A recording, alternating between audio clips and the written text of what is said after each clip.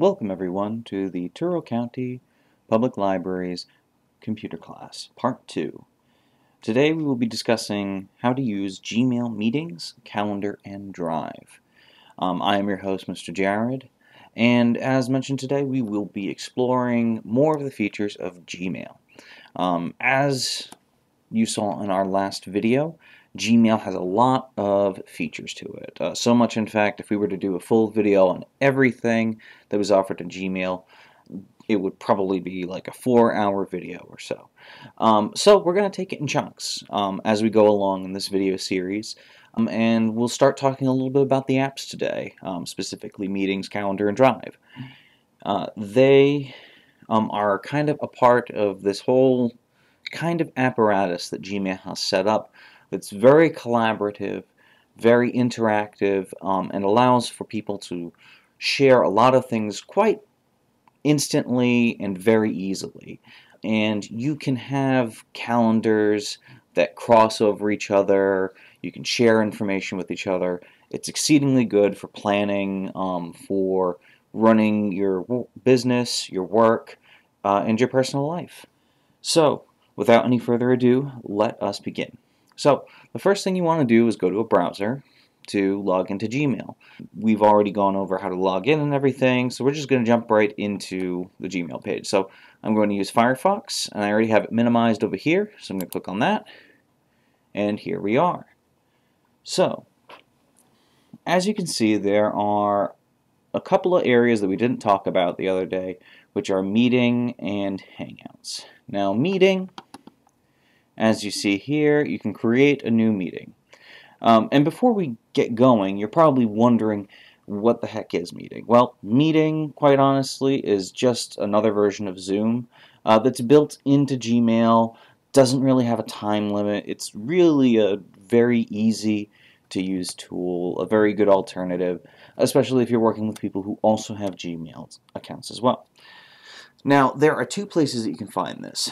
It's right here that you can find it, or you can go over to this little square here, the Google Apps square.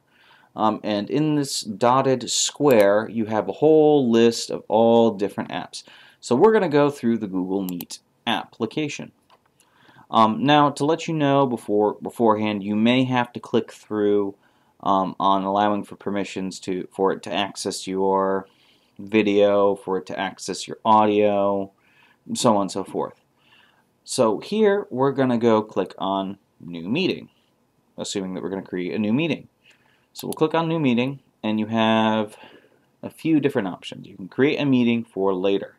So you click here. So as you can see, I can't really highlight here, but what you do is you click that, and it's copied to your clipboard. Now, your clipboard is essentially the short-term memory that's installed into your computer that holds on to copied items. It allows for you to take whatever information, whether it be a link like this over here, or a block of text, or something else that's usually textual sort of information, and it can also include images as well, and take that and copy it into a document or into a browser address bar. So over here we've copied this. We're going to go up here, and we're going to right click, and you can paste, and then just press go or press enter in this case. So we're going to allow for that, allow for video. So as you can see here, it's showing us what it's going to look like, and we can adjust our screen, center ourselves however that we like, to get our meeting going. In this case here, we're not necessarily recording anything, it's just giving us a preview of what will look like on the other side. You can obviously mute that, and you can turn your camera off. So for our purposes, we're just turning that off right now. And so now we're going to join our meeting, and so here we are. I can make my camera go, allow, there I am, and you can click on there to allow for your audio to kick in as well. So we're going to turn these off. The other thing that you can do when everybody arrives. And the other thing to keep in mind is that this here, you can copy it and you can send it to other people to invite them to a meeting as well. You can turn on closed captioning here, meeting details, attachments. You can put attachments in there for people to log in. And let's see the other options here. Change layout, full screen, turn on captions, report problem, troubleshooting settings. And the whole bit is here. If you're doing a presentation or showing people how to use things, you can click this thing right here that's called Present Now. So show a window. So here, select their Windows screen. Allow. So here, it's just showing what windows we've selected. So I can select here, and people will see what I'm doing on the screen over here. And so you can see kind of what people are viewing over there. So you can do show everyone, and so we'll just click stop sharing. And yeah, it's very, very easy to do, very convenient, and useful to kind of interact with people, especially during this time of digitized meetings and digitized presence and virtual interactions. This is a very nice feature that's free, that's already built into the computer, which is very, very convenient. So I think we're all set here. There's not too much to talk about here. We can cover this more thoroughly in another video. It's a little bit harder to get into every single one of the features, especially when you're the only one in a meeting. We would have to probably coordinate with another person in order to get this going. So we're just going to exit the meeting. So you can either click X up here to exit out the meeting, or you can just leave the call. And you can exit right there, all set to go. So new meeting. So you can start an instant meeting, which is the process that we just did, and you just start a meeting instantaneously. You'll have the credentials that you can copy and send to people as well. We're not going to click on that, but essentially that's what it is. You can schedule in Google Calendar, which is, as I said before, the interactive quality between different apps within the Gmail environment. So here we can add a title, we can add the date and time in which we plan to have the meeting. You can have it as an all-day sort of thing. You can determine how long, right here, how long it's going to be. It's something that doesn't repeat, or if it's like a weekly sort of thing, you can say weekly on Monday, monthly on the 4th of Monday. You could say do a custom thing, whatever that you prefer to place your meeting. Here it says join with Meet.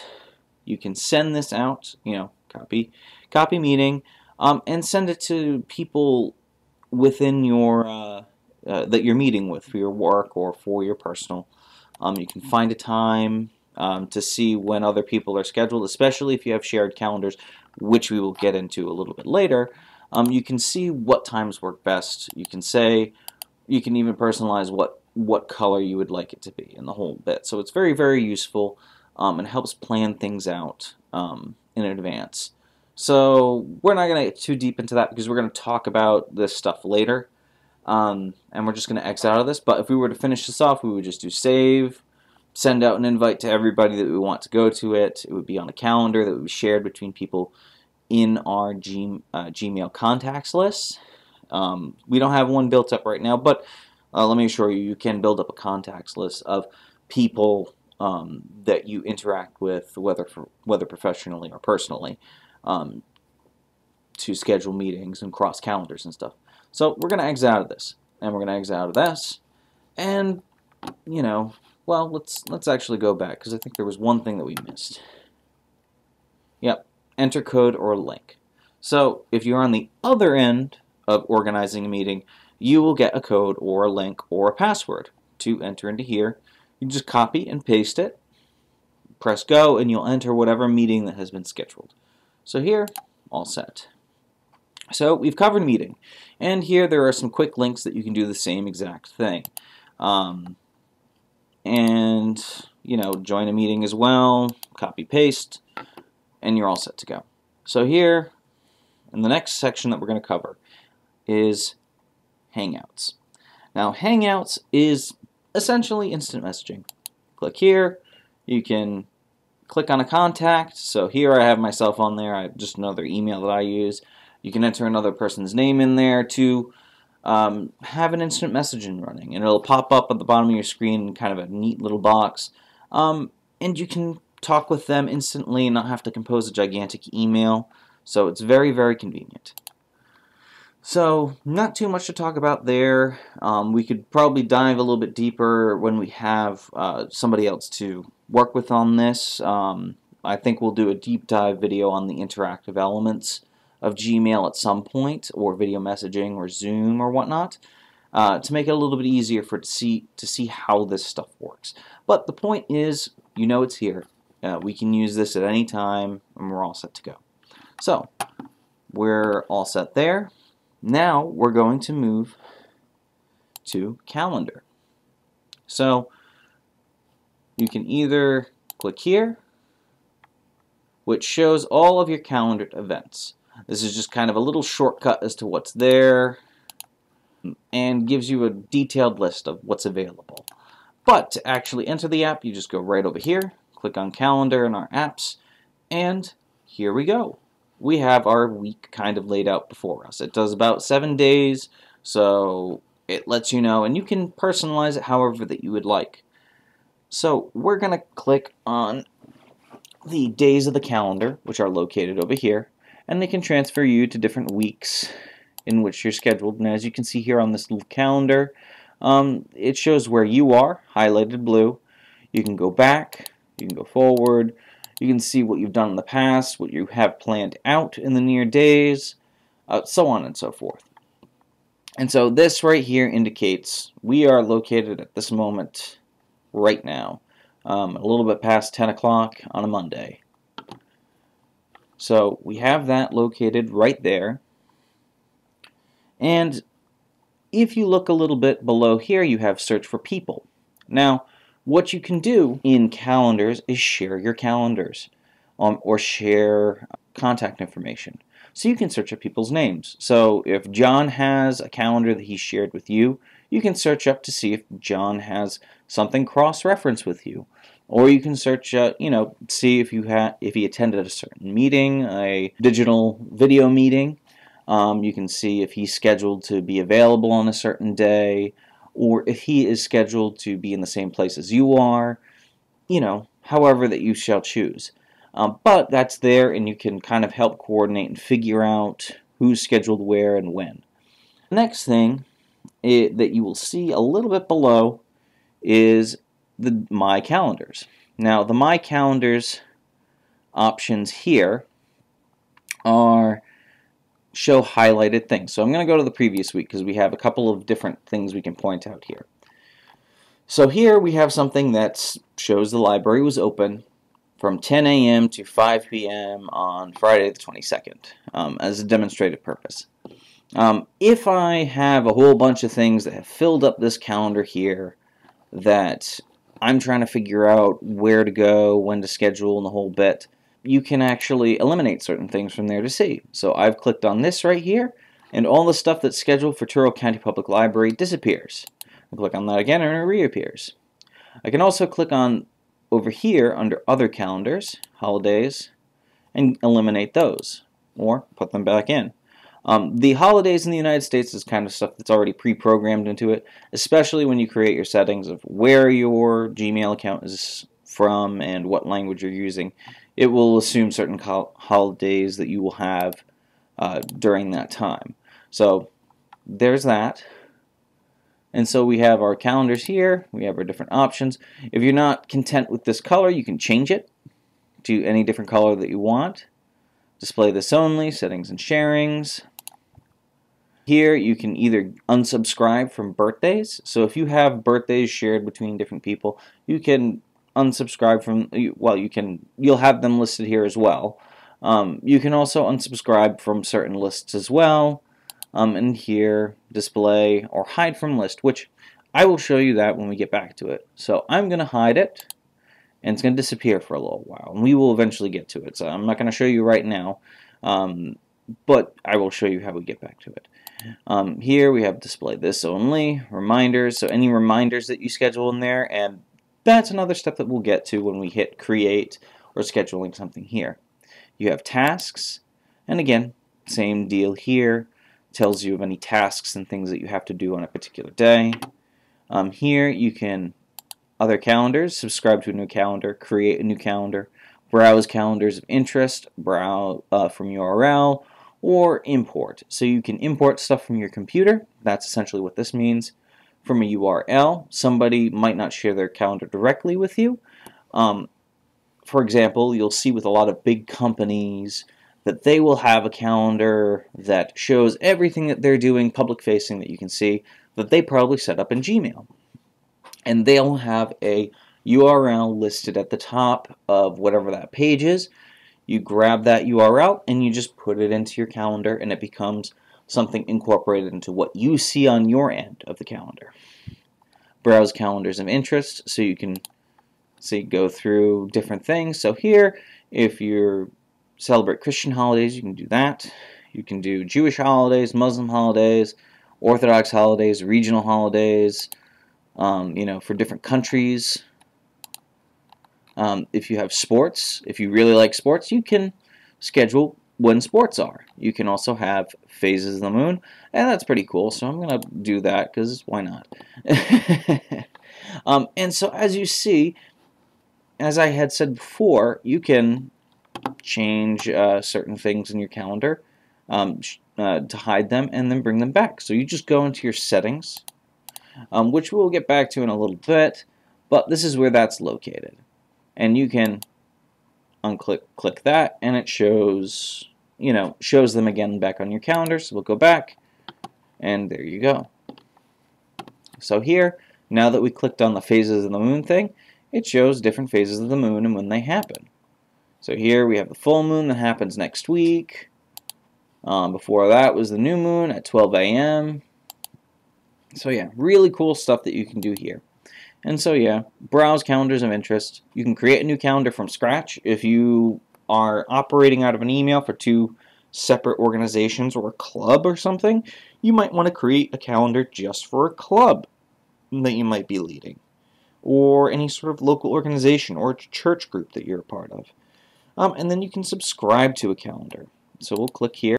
So click here and can subscribe to a calendar. You can type in different names of calendars up here, and it'll give it suggestions, especially if anybody that you share contacts with. You can click their email in there, and it'll show their calendars as well. So we're going to go back, and so here we are. So now that we've covered what this stuff is here, oh, and by the way, you can hide these too. If you need to condense things down, or you need to better focus yourself, you can condense them as well. So, Sidetrack. We will go back to usually scheduled programming. So as we go looking around, we're going to start up here. We have the create, which we will come back to eventually. Here, our main menu bar, that just hides this. Hides all this stuff. If you need a full length of your calendar to look at, you can do that. If you need to see things a little bit more detailed, you can do that as well.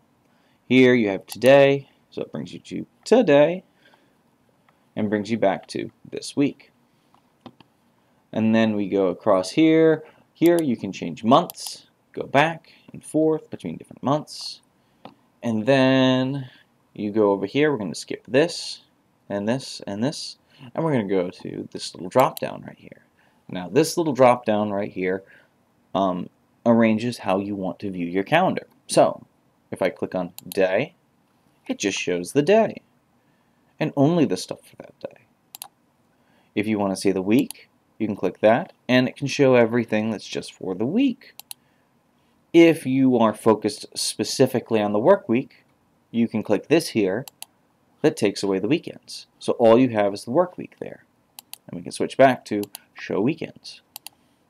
You can go to a monthly view if you're trying to get a good scale of all the different stuff that happened over the month. You can do that, click month, and you see everything in the month. And like the weekly thing, you can get rid of weekends if you're just trying to look at the work week. And this little show declined events are events that you were probably invited to or were going to attend and you might have declined. So you can include that in there or you can get rid of it. And right now we don't have any declined events on here because this is a brand spanking new email.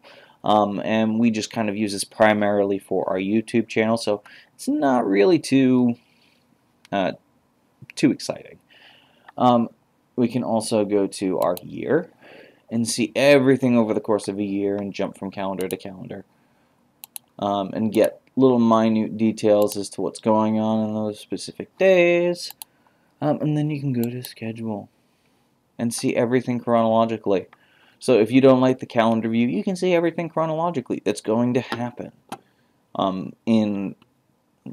Prioritize as to what is priority, what comes up first, what do you need to worry about first. That'll come up all here.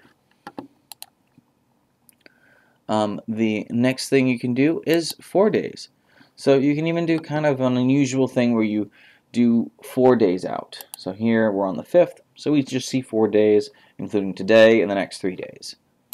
And we're just going to go back to the week thing here, but it's very good for viewing how you want to arrange your calendar and how things should be set up. So that's that. And the next thing we're going to go to, as we're looking around here, is this little gear that we kind of skipped over, the settings bar. We're going to click on settings, and we're going to click on these settings here. So as you remember, when we brought birthdays back on there, we clicked on settings. Sorry, not trash, settings.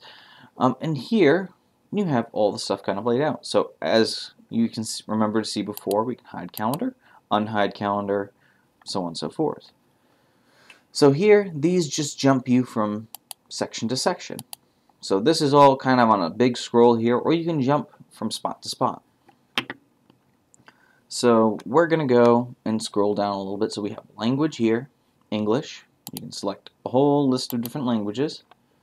The country that we're in, the United States. Date format, you can either do the American version of 12/31/2021, or you can do the European version where they kind of do the day first, the month second, then the year, or you can do the year first, the month, or the day, whatever that you prefer. Then there's also time format. So right now for time format, we have the traditional AM, PM calendar that's put in the settings. Here, we could change it to military time, or the 24-hour calendar if we wanted to. Then next, as we go down here, we can select our time zone. So we're in the New York time zone, or the Eastern United States time zone. You can have a secondary time zone, especially if you travel between different cities. So if you live in like New York and you work occasionally in Chicago or in Denver, it might be useful to have 2 different time zones put up there so you can see where you are, what's scheduled in different time zones that you're working with, or if you're video conferencing with people across the world, it will make it easier too. You can show world clock as well, just another feature to add into there. You have event settings, so here we have default duration of a meeting that you schedule that will, when you schedule a new event to your calendar, you'll have default 60 minutes. You can go back and choose different ones, so you have 15 minutes, 20 minutes, 30 minutes. If you know generally what your meetings are in length, you'll know that it's going to probably be around 60 minutes, and you can modify it when you get to it. Speedy meetings as well, that just shortens the meetings just a little bit to say, oh, it's not going to be a lengthy meeting, it's just going to be a quick meeting. And let's see, the other features we have here is default guest permissions, invite others, see guest list, modify event, automatically add invitations, yes, but don't see event notifications unless I have responded to yes or maybe. No, only show notification in which I have responded. So this right here indicates for not just others, but for yourself. If you were invited to another event, you can indicate in your calendar whether or not you're going to go to it. So right now, regardless of whether or not you're attending, you'll have that on there. You can have it yes, but still keep it up, or no, if I decline it, I don't want to see it at all. Alerts and notifications, so you can have alerts built in with the Gmail. And the other aspect to let you know how integrated that this entire system is desktop notifications. So not only do you get alerts in your Gmail when you enter it, but on your desktop as well. If you're logged in and you have the app downloaded to your computer, it'll give you notifications on your desktop that you have an event today. So again, very useful. So automatically add Google Meet video conferences to events I create. So you can uncheck this if you know that you don't use Google Meet that often. You can uncheck that, and that way it won't be in there. You won't have to change it every single time you make a meeting. Show weekends, show declined events, show week numbers, display shorter events, same size 30 minutes, reduce the brightness of past events, view calendars side by side in day view. So these are all different viewing options that make it easier for you to filter through and see what events you have planned and stuff that you've had in the past. You can make your calendar start on a have your week start on a Saturday, a Sunday, a Monday, custom view, alternate calendars. If you follow a different calendar for people who live in the Middle East, East Asia, or the southern subcontinent, or even Africa, there are a whole list of different calendar types that you can choose from. So if you live in China, you can use the Chinese calendar. If you are Jewish or live in Israel, you can use the Hebrew calendar. If you are Hindu, you can use the Indian calendar, Korean calendar, Persian calendar, all list of different stuff. Everybody has a different set of calendars and different months and year numbers. So you can use these. Right now we have the defaulted Western calendar that we're using. So, or the Gregorian calendar. So we're going to go scroll down, events from Gmail, automatically add events from Gmail to my calendar, and keyboard shortcuts. So let's see what keyboard shortcuts are. So we're going to show our keyboard shortcuts. So we'll cover this a little bit more in settings. I think that's there, but this shows you all of the different shortcuts that are on your computer that you can use. Right now that it has laid out for us is the keyboard shortcuts for a Mac. We are using a Mac. There is a whole different list of it if it detects that you are on a Microsoft computer. It's a slightly different set keyboard shortcuts that they have for those computers. So here, the biggest change that you'll probably do is Command. Command is an alternative for Control on the Microsoft computer. So here you can save an event, Command S, back to calendar view, escape, undo last action, so Command Z or Z, backspace or delete, edit event, create event, all sorts of really cool stuff that's here. You can change your views, 1, 2, 3, 4, 5, 6, PN, KJ, TG, yeah, really cool stuff that's kind of put into here that you can see. And a lot of this stuff crosses over to regular Microsoft computers. So that's where all that is. If you ever need to see that and you want to use your keyboard shortcuts more frequently, well, it's all right there. You can print it out, copy it, screenshot it, and you're all ready to go. So, add calendar, subscribe to a calendar. So this is kind of the stuff that we talked about before. A lot of the same stuff. Nothing too interesting here. We've already covered it. Next port is import and export. Import, you can select a file from your computer. If you have like a spreadsheet or something, or a calendar app that's built into your desktop, you can upload it to here, and it'll fill in on the spaces that you got, which is really cool. And you can select what calendar it's going to be added to, so your Tyrrell County Public Library calendar, or something unique that you've created that might be related to your club. So if you're working in a club, for example, you might all use a common app to kind of create a calendar, and you're the only one who has access to the stuff that's logged into the organizational calendar on Gmail. So they say, okay, well, let's write it up on a spreadsheet real quick, or a calendar app on our devices. We'll get that all finalized, and then we'll take that in file form, and then we'll upload it here so people can see. You can also export. You can download all calendars you can view and modify in a single archive. So if we clicked export here, we'd have a download automatically appear, and that would have all of our calendared events in the foreseeable future, and past as well. So really cool stuff that we have here.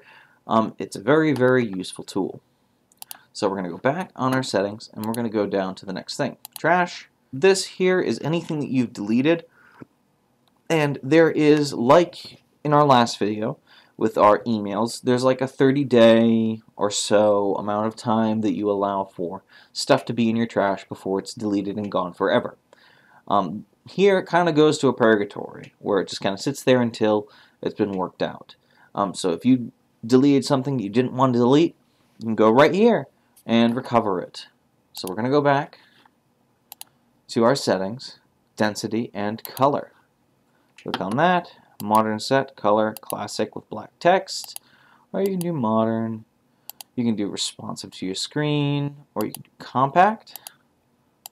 So not too many stuff that you can change here, but it helps with modifying how you want it to look like. Just like how we had for our Gmail over here, you could change the feel and the theme of it and the density of the screen as well.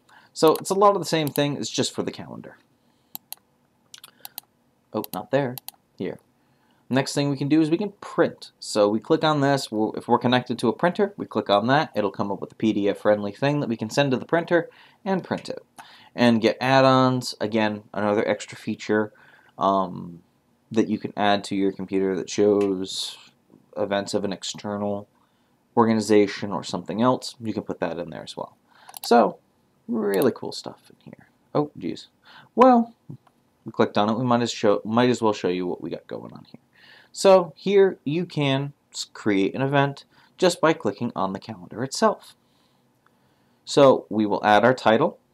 So I'm going to, well, we're going to say library open.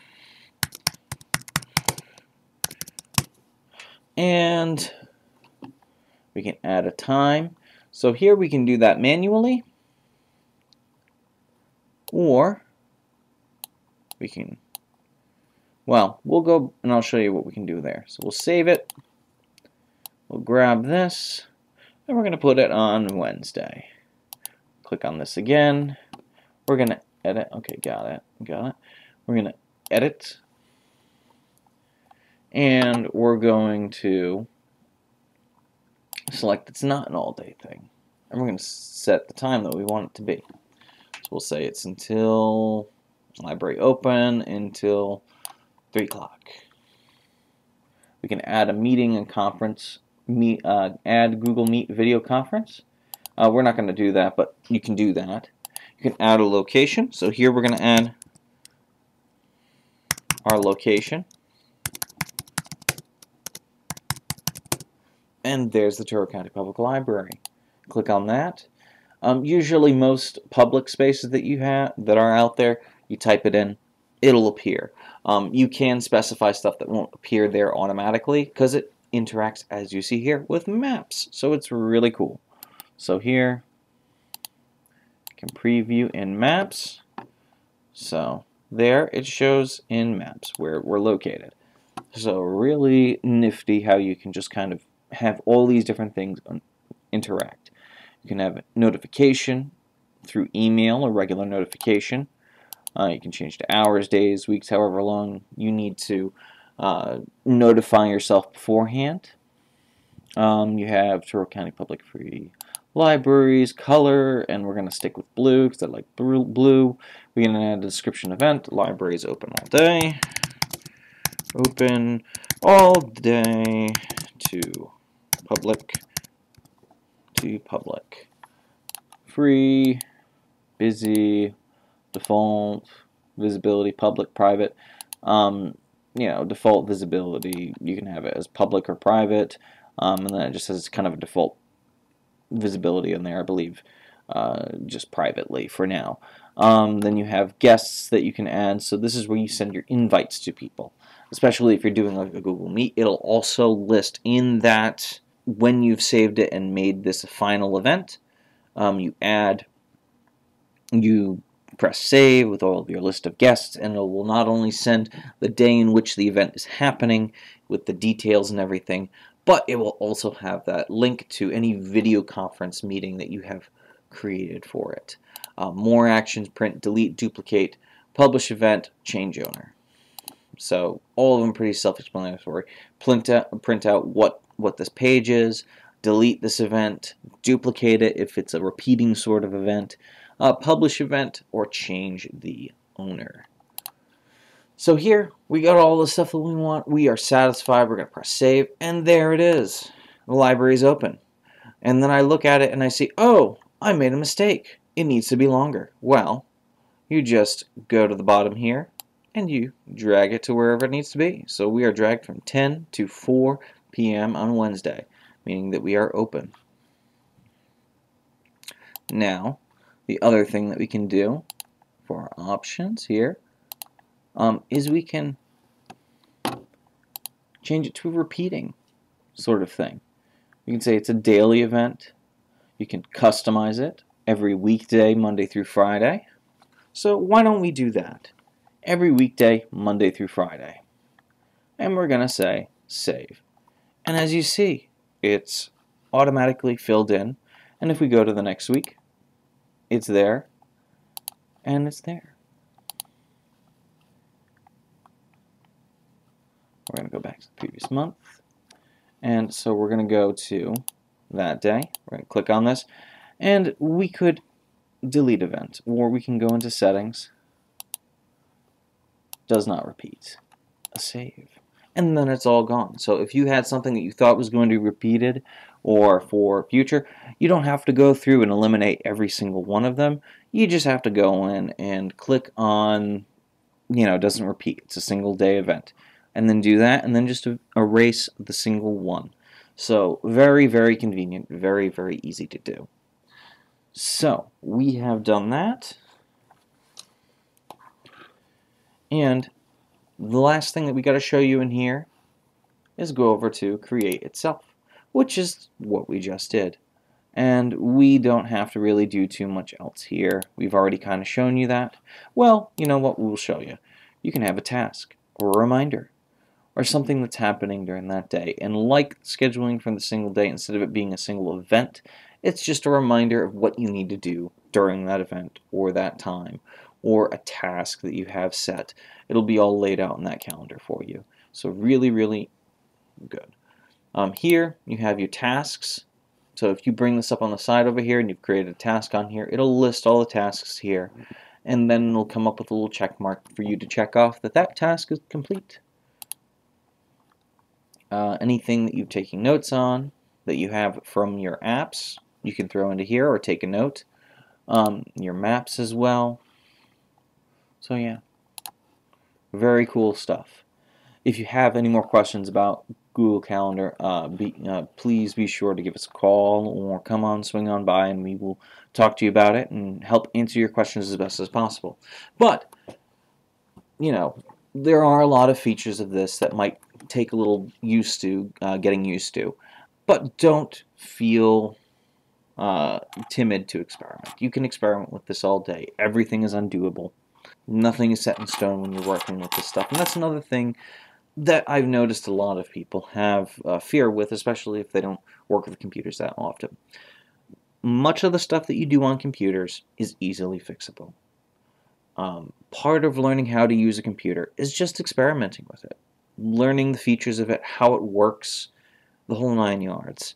It is not something to be scared of. Technology can be friendly. I mean, there are some things that you shouldn't really experiment with. I would be careful with any internet searchings and stuff that you do. But going around on your computer internally in terms of the settings, or if you're in a trusted app like Gmail or Calendar and you're experimenting with different features on there, that's okay. That's fine. That's how we learn. especially with technology. So as you can see here, there are a lot of little features, stuff that you'll learn along the way, and don't feel like you have to learn it all at once. It's whatever suits you. This was, in a way to think of it, this was built for you. This was built for somebody to use conveniently. That's why it gives you the choice. If you prefer to schedule your calendars, you go over here. If you prefer to schedule them in settings, you go into settings and you schedule them there. It's however that you prefer. It's pretty straightforward. So, I'm not going to keep us up, and we're going to go back and exit out of that. So we're exit out of this. And the next thing that we're going to move on to is Google Drive. Now, Drive is really cool. I like Drive a lot. Drive is very, very interesting. It has a lot of features, and it's a free way to transfer gigantic files from location to location. Things that can be gigs and gigs of information, and it takes almost any format whatsoever. So we're going to start off with this basic stuff that's here. So we're going to start off with My Drive. So Drive, My Drive, is what you have created, and this right here is the view of all the stuff that you own intellectually, or this particular computer owns, or not a computer, this Gmail account owns. You can change the view in which you see all this. So right now we have kind of a pictured sort of view that has a preview of each of the different documents that we have here. And you can click on this to do a list view that shows all of the list of stuff that you own. Or you can switch back to that, whatever's most convenient for you. Next thing you can do with dealing with a document, I'm going to right click on this document. You can preview a document. Preview is not opening the document, but getting an idea of what's inside of it. So here we have one of the ingredients from, one of the documents from one of our previous videos about how to cook asparagus. So we had used this Drive feature in order to kind of share information and get everything organized and ready to go. So here we're not entered the document, but we are viewing it. And I'll show you in preview what you can do. Up here you have Open with Google Docs. You can select where you want to open it, and with different file formats, different options pop up. So here, if we were to click on this, it's going to open up a separate thing, and we've opened this into Google Docs. So there you go. So we're going to go back there, and we're going to right click again. You can open with Google Docs, as we showed before. Depending on the file format, it can have different open with options. So here, let me show something that might give you a little bit more of an option. Open with, Lumen PDF, Doc Hub PDF sign and edit, Google Docs. So it will actually convert it for you. So if it's in a PDF format, it might not be the cleanest conversion, but it will convert the text that's in it over into something that would work in a Microsoft Word document. And it gets it easily transferred for you. There are other apps and add-ons that you can have added that you might have noticed there. It's stuff that you would have to search up and kind of purchase and whatnot, but that option is there, so you're not just limited to the default stuff that's available. Now the next thing we have here is Share. So we can click on Share, and we can type in a person's email. And that way that document will be shared with that individual. So go, and I'm gonna exit out of that. So to exit out of it, all you have to do is click on the black area. So I'm gonna click on this. So I'm gonna share with my work email.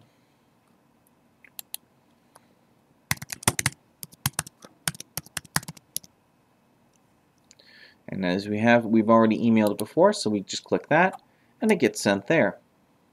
So we can also set the restrictions on it. So editor here is that my work email will get this email that will say that you can be the editor of it, where you can make changes within the document. You can add an attachment, a message to this saying, hey, here's the document, let me know what you need changed.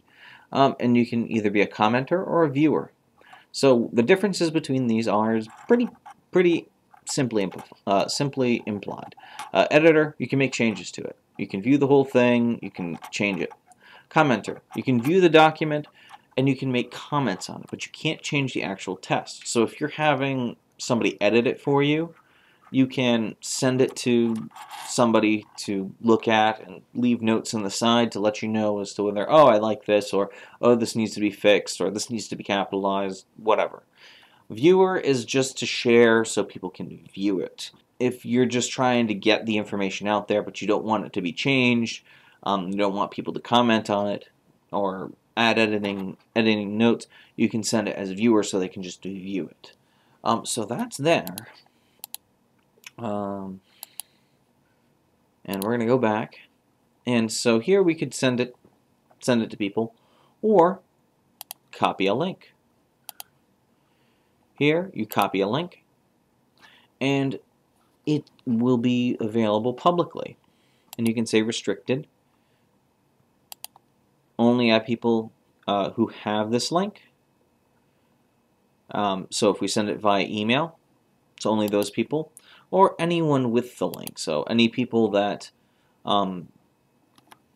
if it's posted publicly, a lot of companies will do this for like their calendars that might have been formed in Google Docs, can show it to anybody and everybody to view the document and get an idea as to what the document has and the information on it. So I think we're good there. So let's go to the next features on here. Get link. As we talked before, click on that, you'll get a link to go to whatever file it is. Show file location. So right now, it's just in our regular drive. But I can take this, and I can move to a file. So I'm going to, my drive, and I'm going to send it to test1. So now that document is in a folder that we've created, or a folder that we have. So we'll click back on my drive. As you can see here, we have file location, so it shows you where our file is. So file location, asparagus video is in test1 file. So we're going to go back to my drive, and the next option you have here is add shortcut to drive. Well, here you just go here. It's just another way to get to different folders. To send it to computers. So here we haven't sent anything from here to the computer yet. That's download.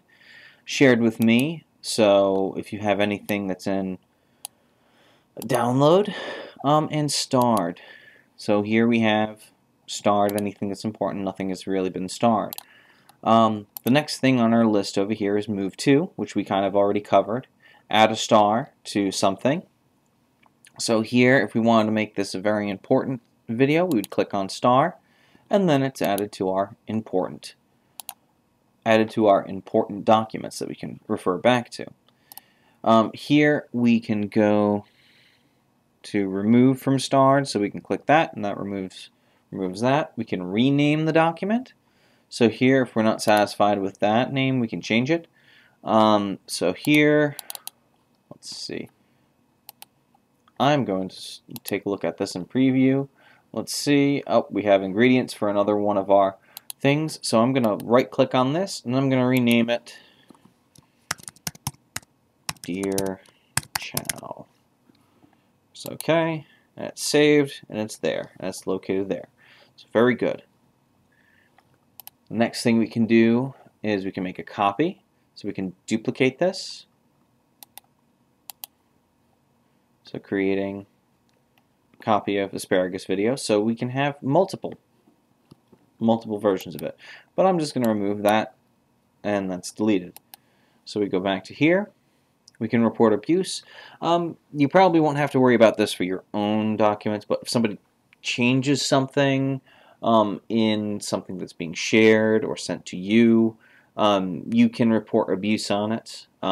Anybody that's doing something that's not quite nice in there for group projects or anything like that, you can put that in there. You can also download this. So we're going to download it, converting to Word. And we're going to open with Pages. We'll press OK. We're going to open file. And so Pages is the Word version on Mac products. So it's not too different from that. So it's going to take it a second to find itself real quick. All right. It's converting. That's part of it too. It's converting the formats as well. Makes it very easy to transfer things from one computer to another, especially if you're working with somebody who has a Mac computer or vice versa, or Microsoft and you're working with a Mac.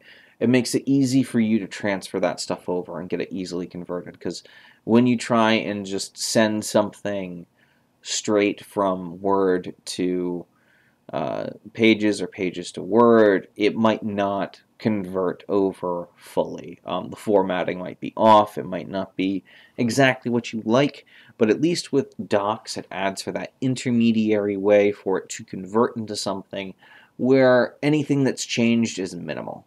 So we're going to exit out of this because we've shown that I can work there, and that you can download stuff. So let's see what else.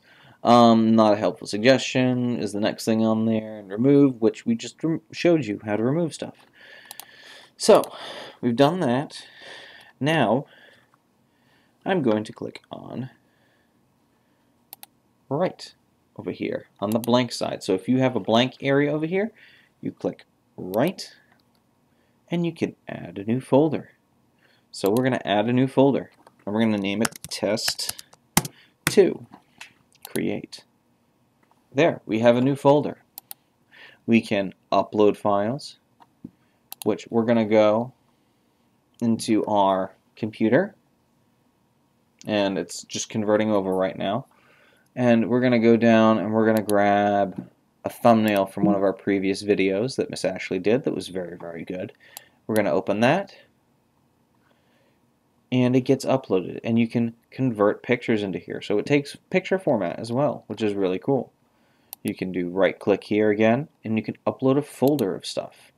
So here we're going to go to, let's see, what's an easy one to do? I will do Swamp Roots. We will upload Swamp Roots 1977 final. Upload. So it's going to take a few minutes for it to upload, but you can send entire folders into there, which is really cool and makes it easy to transfer over tons of information in a very easy and simple and quick manner. And this progress bar over here, as you can see, lets you know how long something is taking to upload. But there you go. So we're going to let this run through really quick. So here, if you click on a document, one down here, you'll notice up in the corner over here other things that you can click on. So here we have get a link, share a particular document with somebody, you can preview, you have your remove, and like all the stuff that we just kind of covered over here, all this stuff is located right here. So as you can see, this has all been uploaded, and look, we have all of our documents uploaded in here, which is really cool. So look at this, that's pretty cool. So we're going to go back. We got that uploaded there. Now we're going to X out of here because we're all set here. We're going to click back on this document here, or this document I should say, and we're going to go to some of the other options that are over here. You can view details. So here it tells you it's in a Google Doc, type of document, size, storage use, so it doesn't take much up. It's located in your My Drive, who the owner of it is, so it's you. It was created on December 8th of 2020, and it was modified 11/14 by me, and opened on 11/13 by me as well. Viewers can download, you can add description, activity here. So this is really useful if you're trying to track who contributed what to a particular document. It'll say here what all the contributions were made to this particular document in its lifetime. So here you created the item, you edited the item, and you changed the name of the item on today and on December 8th was the last activities. So no recorded activity before December 8th. So that's there. You can make a copy, as we talked before, report abuse, download, a lot of stuff that we already kind of covered.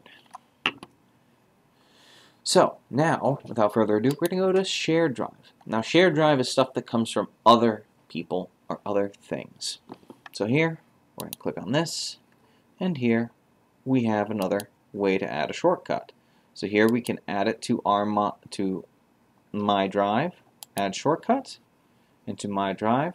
So Tucson Louverture, go to here, and Tucson Louverture is right there now. So now it's a quick little shortcut that you can get to that might not be something that's owned by you, but so view details. This is owned by Eric Beckman. And it was modified by me in Google Drive. The activity, no recent activity on it because it's from external. And it was added to your thing then. So there it is. So we'll go back to shared with me. And again, a lot of the same features as before that we discussed. The other thing we can do here, so we can right click on this, and here we have a lot of the same features that we have before. So again, all this stuff easily seen.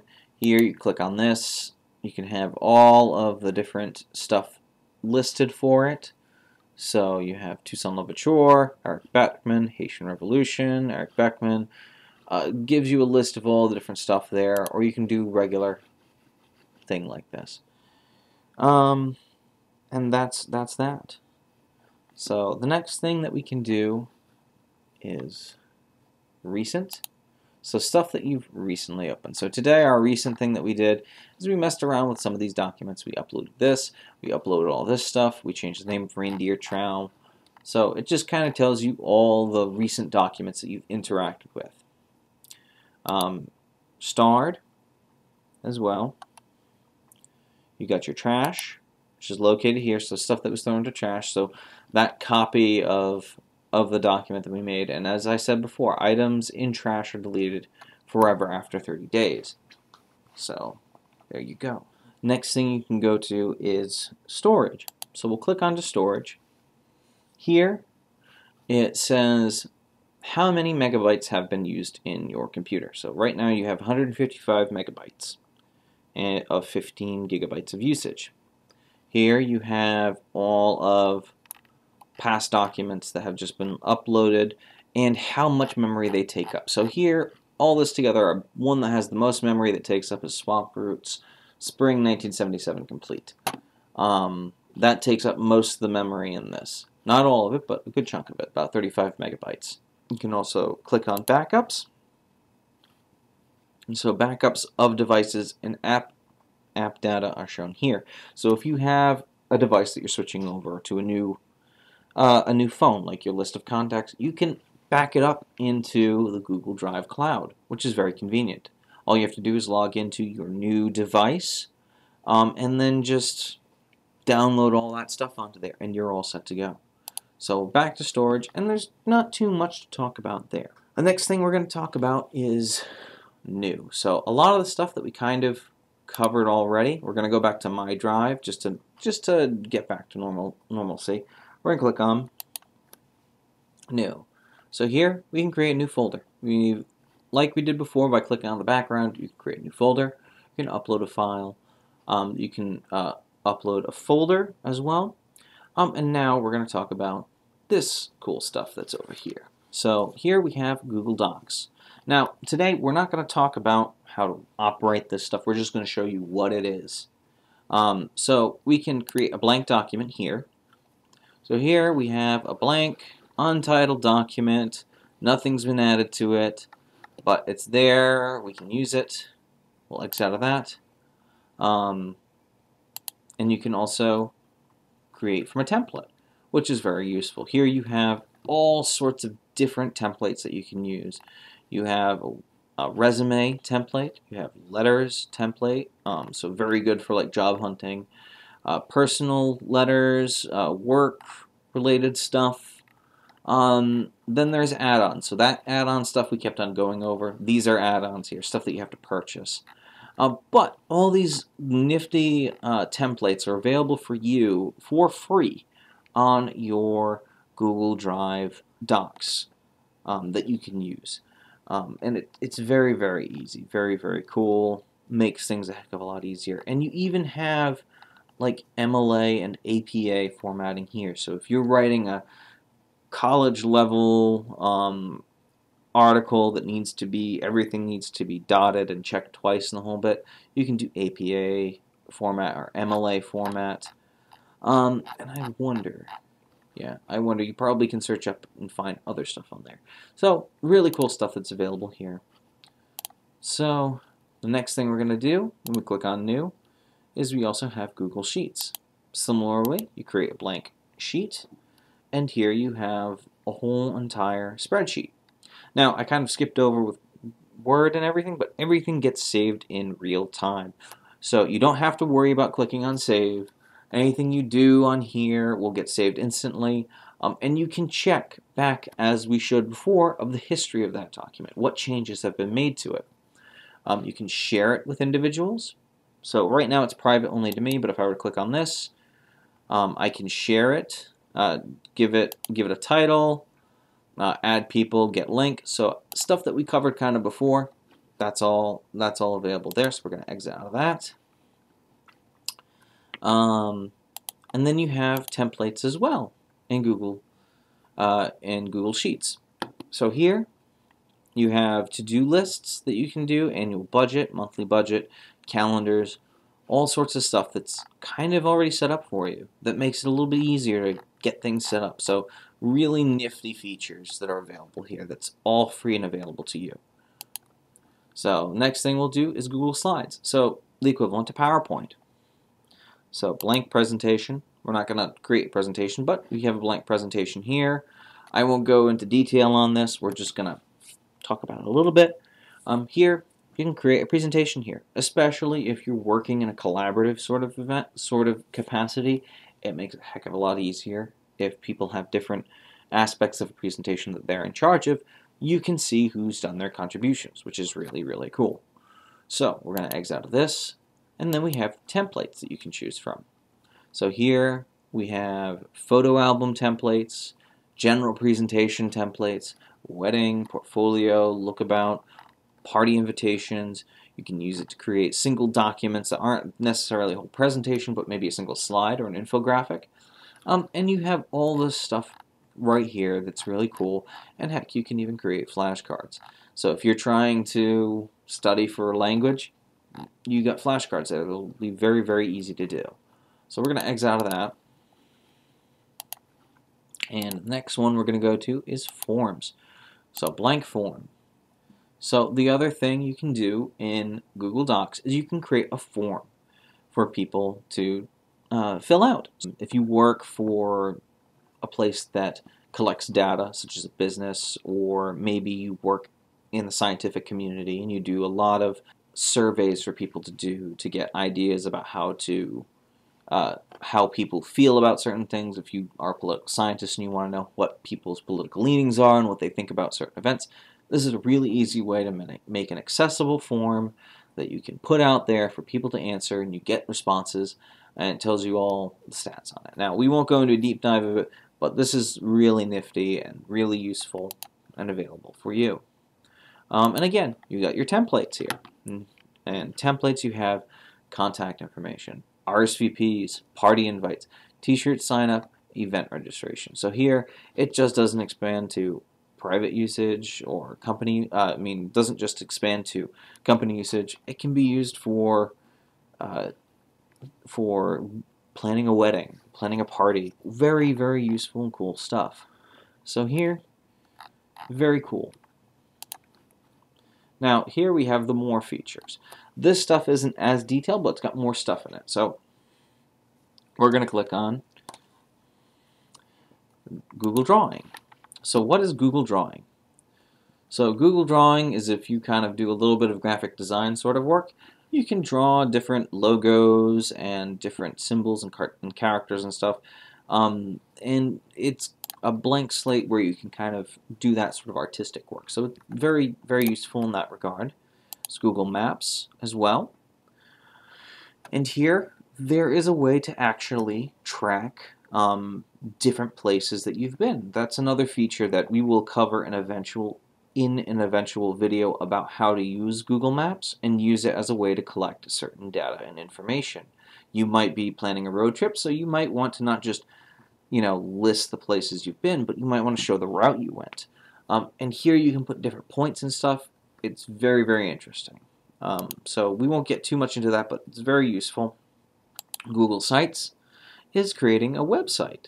So here you can create a web page, or at least part of a web page, and use this stuff for the basis for any websites that you may be designing or working on, and Google will provide a space for you to do that. Again, won't go into full detail, but this is available. It's a really cool tool, so here it is. You have Google Apps Script. So here, this, again, code writing.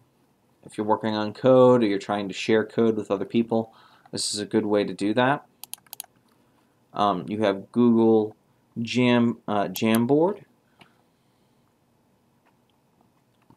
And Jamboard essentially is for business meetings and interactive presentation boards. So if you got a huge presentation board or smart board at work, this is excellent for that, especially if you're sharing with multiple locations. All you have to do is open up your email on the other end, and you get your Jamboard set and ready to go. So very cool, all here and ready to use. And then connect with more apps. And so that's, pretty much it. So we've kind of reached the end of the line without giving you too much stuff to kind of contemplate. As I said, please don't hesitate to give us a call or contact us if you have any questions about all this stuff. But Gmail, as you can see, very interactive. Very much can share a lot of information between people across all different places. A lot of cool features. So very, very cool. Thank you for joining us today. I hope that this helped you with figuring out how to use your Gmail account and the different features of Gmail and Gmail apps, or Google Apps, I should say. And thank you so much for joining us at the Tyrrell County Public Library. We hope to see you next time in our next video series. Not too sure what we'll go on to next. We might focus a little bit on Word documents, or we might focus on some of the Google apps. So let us know what you would like to see in the comments down below. Be sure to like and subscribe, and we will see you next time.